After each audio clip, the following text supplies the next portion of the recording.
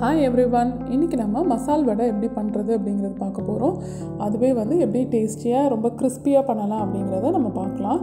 First இங்க கடலை பருப்பு ஊற வச்சிருக்கேன். ஒரு 45 மினிட்ஸ்ல இருந்து ஒரு 1 hour வரைக்கும் தான் ஊறணும். ரொம்ப நேரம் ஊற விட்டுற கூடாது இந்த கடலை பருப்பை.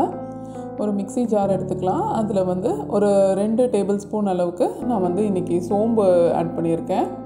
அது கூட ஒரு 7-8 பல்லு பூண்டு இதையும் ஆட் பண்ணிட்டு இது கூட காரத்துக்கு ஏற்ற மாதிரி ஒரு 4-5 காஞ்ச மிளகாய் இதையும் ஆட் பண்ணிவிட்டு நம்ம வந்து ஃபஸ்ட்டு ஒரு கோஸ் பேஸ்ட்டாக அரைச்சி எடுத்துகிட்டு வந்துடலாம். இதை வந்து லைட்டாக ஒரு சுற்றினாலே கொஞ்சம் கோஸாக அரைஞ்சிரும்.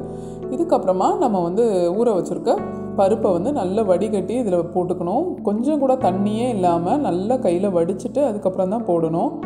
பருப்போடைய மொத்தமாக நம்ம ஃபஸ்ட்டே போட்டு அரைச்சோன்னா ஈவனாக அரைப்படாது. ஸோ அதனால தான் அதை ஃபஸ்ட்டு நம்ம அரைச்சிட்டு அது கூட நல்லா தண்ணியெல்லாம் ஈர்த்து நல்லா உள்ளே போடணும். கொஞ்சம் கூட தண்ணி ஆட் பண்ணக்கூடாது.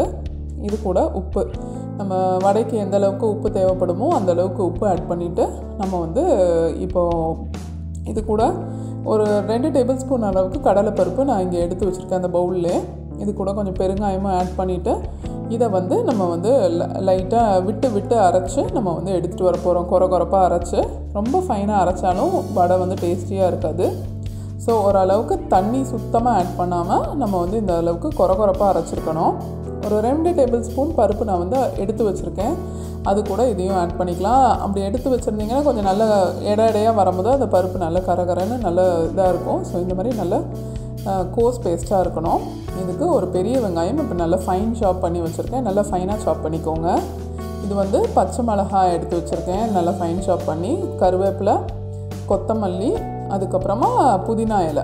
உங்களுக்கு விருப்பம் இருந்ததுன்னா இதெல்லாம் நம்ம ஆட் பண்ணிக்கலாம். இல்லை ஏதாவது உங்களுக்கு ஃப்ளேவர் பிடிக்கலைன்னா அதை மட்டும் நம்ம வந்து ஸ்கிப் பண்ணிக்கலாம். நான் இன்றைக்கி வந்து கருவேப்பிலை, புதினா, மல்லி இது எல்லாமே ஆட் பண்ணிவிட்டு நம்ம வந்து வடை மிக்ஸ்சரை வந்து நல்லா மிக்ஸ் பண்ணிக்கலாம். ஆல்ரெடி நம்ம உப்பு ஆட் பண்ணியிருக்கோம். காரம் வந்து நம்ம அரைக்கும் போது ஒரு 4 காஞ்ச மிளகாய் ஆட் பண்ணியிருக்கோம். இப்போ பச்சை மிளகாயும் ஆட் பண்ணியிருக்கோம். ஸோ அதுக்கேற்ற மாதிரி காரம் அட்ஜஸ்ட் பண்ணிக்கோங்க. நல்லா ஈவனாக எல்லா இடத்துலையும் மிக்ஸ் ஆகிற அளவுக்கு நம்ம இதை வந்து மிக்ஸ் பண்ணி விட்டுறணும். எல்லாம் அடியில் இருக்க மாவு எல்லாமே எடுத்து ஈவனாக மிக்ஸ் பண்ணணும். இந்த மாதிரி தண்ணி இல்லாமல் அரைச்சாதான் நமக்கு வந்து வடை வந்து நல்ல பர்ஃபெக்ட் ஷேப்பாக எண்ணெய் குடிக்காமல் வரும். ஸோ இந்த மாதிரி ஷேப் பண்ண முடியுது நம்மளோட வடை. இப்போ வந்து ஒரு ஆயில் பேன் வந்து ஹீட் பண்ணியிருக்கேன். கடாய் வச்சுட்டு கொஞ்சம் மீடியம் ஹீட்டில் ஆயில் ஹீட் பண்ணிவிட்டு நம்ம வடை மிக்ஸ்சர்லேருந்து கொஞ்சம் கொஞ்சமாக எடுத்து ஷேப் பண்ணி உள்ளே போட்டுடலாம்.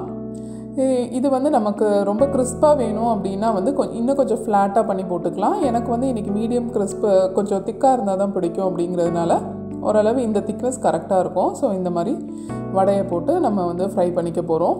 மீடியம் ஹீட் ஆயிலில் ஒரு 4 to 5 மினிட்ஸ் நம்ம கண்டிப்பாக குக் பண்ணணும். ஏன்னா வந்து பருப்பு நல்லா வேகணும் இல்லையா, அதனால் ஒரு 4 to 5 மினிட்ஸ் கண்டிப்பாக நிதானமாக மீடியம் ஆயிலே குக் பண்ணுங்கள். ரொம்ப ஹை ஹீட் வச்சிட்டிங்கன்னா வெளியே கரைஞ்சிரும், ஆனால் உள்ளே வந்து அந்தளவுக்கு கிறிஸ்பாக இருக்காது. ஸோ இந்த மாதிரி நல்லா 2 பக்கமும் திருப்பி விட்டு ஒரு 4 to 5 மினிட்ஸ் நல்லா ஈவனாக 2 சைடுமே நம்ம குக் பண்ணி எடுத்தோன்னா நம்மளோட மசால் வடை ரெடி ஆயிரும். இது வந்து நம்ம இன்னும் கொஞ்சம் ஃப்ளாட்டாக போட்டோன்னா ரொம்ப கிறிஸ்பியாக இருக்கும்.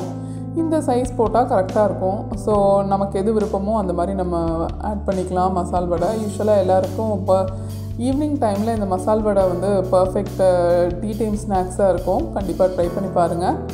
இந்த மாதிரி நம்ம ஒரு 4-5 மினிட்ஸ் வெயிட் பண்ணி பொரித்து எடுத்தோன்னா நல்லா கிறிஸ்பியாக நம்ம பொரித்து ஒரு 1/2 hour ஆன பிறகு கூட அந்த வடை வந்து ரொம்ப கிறிஸ்பியாக இருக்கும். ட்ரை பண்ணி பாருங்கள். இந்த ரெசிபி பிடிச்சிருந்ததுன்னா லைக் பண்ணுங்கள், ஷேர் பண்ணுங்கள், கமெண்ட் பண்ணுங்கள். என்னோடய சேனலுக்கு சப்ஸ்கிரைப் பண்ணிவிட்டு பக்கத்தில் இருக்க பெல் பட்டனையும் கிளிக் பண்ணிக்கோங்க. தேங்க்யூ.